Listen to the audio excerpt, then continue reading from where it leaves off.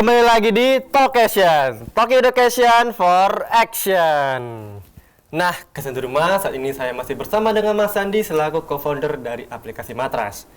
Dan masih lanjut di pembahasan sebelumnya, Mas ya. Tadi kita membahas mengenai apa itu Matras dan prestasinya. Dan pertanyaan masih sama seperti sebelumnya. Kendala apa sih, Mas, yang ada dalam masyarakat tuh untuk mengelola sampah? Oke. Ini pertanyaan menarik. Ya. Oke. Ini dari lebih ke kita juga ya, masalah kita dan masyarakat yang lainnya. Kita lebih ke habit mulai dari masyarakat ini ada dari lebih ke 3.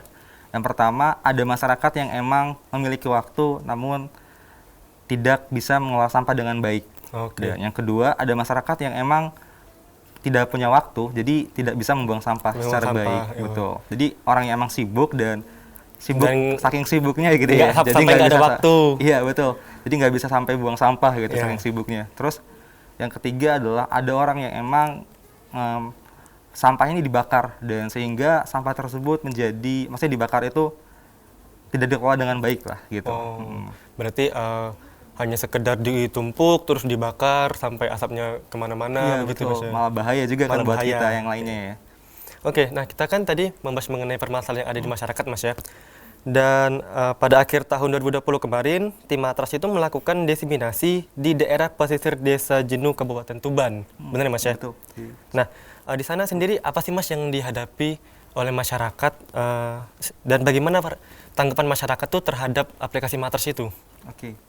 Kita implementasi di Jenuh Tuban ya, Jawa Timur lebih tepatnya, dan sebelumnya kita mengajukan proposal ke Ristek BRIN, dan teman-teman tahu Ristek BRIN, kita ajukan proposal dan alhamdulillah keterima juga. Dan untungnya di sana, kenapa kita ambil Tuban dulu ya? Alasannya mungkin karena Tuban sendiri adalah kota yang pesisir laut, dekat pantai gitu kan ya. Nah, untungnya di sana itu warganya welcome. Karena apa? Karena di sana bisa dibilang lumayan banyak sampahnya dan sangat senangnya kenapa? Karena emang sampahnya dapat dikelola dengan baik dengan adanya aplikasi Matras gitu. Dan kami coba untuk mensosialisasikan dari aplikasi Matras tersebut gitu.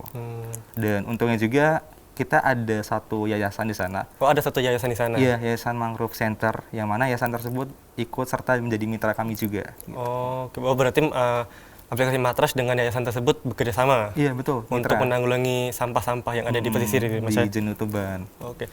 Nah, bagaimana sih, Mas, cara Mas Sandi ini bersama teman-teman menggandeng masyarakat yang ada di Tuban itu untuk memakai aplikasi Matras? Oke.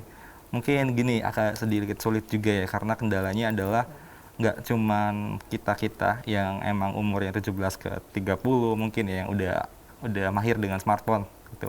Dan edukasinya berupa sosialisasi kita dari tim Matras, dan nggak cuma tim Matras, kalau misalnya yang ke sana itu ada dari rekan-rekan dosen juga yang membantu ikut serta. Berarti gitu. Dosen-dosen yang dari kampus itu juga ikut membantu? Iya, ada Ibu Suyatmi, ada juga Pak Kusnawi dan juga Bu Rifda yang ikut serta. Gitu.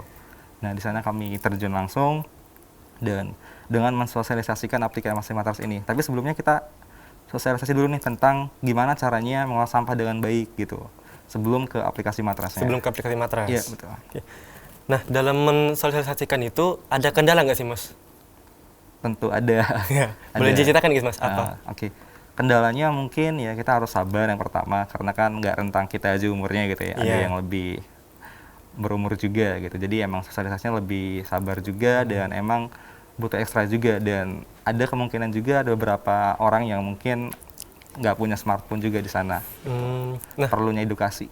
Nah, kan ini Matras ini kan berbentuk aplikasi. Nah, jadi bagaimana, Mas, cara Mas Sandi bersama teman-teman tuh ya membahas mengenai Matras jika masyarakat tidak ada smartphone? Oke. Yang pertama mungkin gini, kita kan sosialisasi dulu ya, sosialisasi aplikasi Matras, nanti dibantu oleh teman-teman Matras jadi kita ngadain acara di sana, dikumpulkan warganya semuanya, dan kita perkenalan aplikasi Matras, mulai dari fiturnya, mulai dari apa itu Matras gitu kan, dan apa itu manfaatnya gitu. Dan kalau misalnya dari beberapa masyarakat yang nggak punya device, itu bisa juga menggunakan device tetangganya gitu.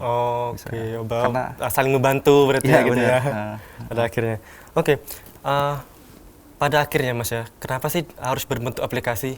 Apakah karena kita melihat bahwa perkembangan teknologi itu sudah sangat maju dan teknologi juga membantu dan sangat berperan dalam membantu masyarakat.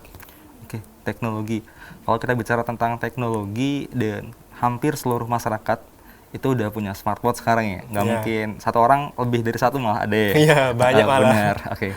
Terus ya yang kita inginkan di sini adalah kami nggak mau ketinggalan lah. Maksudnya dengan adanya smartwatch ini kita melakukan sebuah aplikasi yang mana sekarang orang-orang sudah lumayan melek teknologi dan mungkin kedepannya bakal jauh lebih pesat dalam melek teknologinya ya. Dan maka dari itu kami bergerak dari sekarang gitu.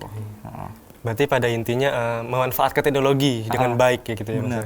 Apalagi sekarang udah 4.0 kan ya. Iya, Betul. 4.6, bentar lagi 5.0. Iya benar. Nah, bisa diceritain nggak sih Mas, fitur-fitur apa sih yang ditawarkan pada aplikasi Matras untuk kesehatan di rumah? Oke, kalau fiturnya mungkin berbicara dengan yang mulai implementasi di Tuban kemarin ya. Ya. Itu ada yang pertama dari angkutan. Angkutan Angkutan. terdiri ada 2 fitur, angkutan berlangganan sama angkutan cepat. Nah, angkutan berlangganan ini like a Gojek, cuman kita lebih ke ngangkut sampah. Ngangkut sampah, objeknya Iya. sampah objeknya. Iya. Ya kita kayak order gitu ya. Misal sampahnya diangkut di rumah masing-masing gitu. Oke. Berlangganan misalnya seminggu 2 kali ataupun seminggu 3 kali gitu. Kalau Terus, si cepat, Oke, kalau angkot cepat sendiri ini lebih ke ini ya, lebih ke misalnya masnya nih, terus ada acara keluarga misalnya. ya. Nah, acara keluarga ini sampahnya kan banyak nih, Iya. banyak. Nah, mau diangkut sampahnya secara cepat gitu, bisa Oh. lewat aplikasi Matras gitu. Terus Kalau fitur yang lain? ada lagi yang namanya jual sampah. Jual sampah ini lebih ke misalnya aku punya sampah 5 kg misalnya, sampahnya dikumpulkan terus dijual gitu. Dan dihasilkan dengan uang. Ada juga tukar sampah sama, cuman bedanya di sana kita punya kerjasama di sana dengan Yayasan Mangrove Center. Jadi kalau misalnya sampah, misalnya anggap aja 25 botol plastik air mineral ditukar dengan 2 kompos gitu. Oh, Iya. berarti barter gitu ya Mas ya? Iya betul, barter. Itu aja fiturnya Mas ya? Iya, sejauh ini baru Sejauh itu ini masih yang di itu. Tuban. Oke. Semoga aja kita bakal lebih Bakal banyak berkembang lagi gitu Mas ya? Iya. Amin. Nah, untuk kesehatan di rumah, setelah ini saya bersama dengan Mas Sandi akan bermain games yang pastinya tidak kalah seru dengan episode sebelumnya.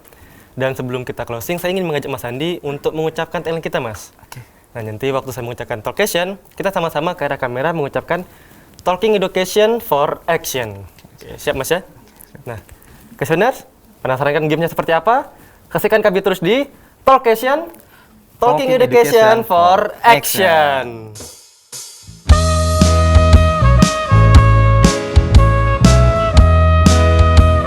Sampah ini menjadi permasalahan lingkungan karena dalam proses produksinya turut menyumbang emisi karbon ke udara. Apakah itu?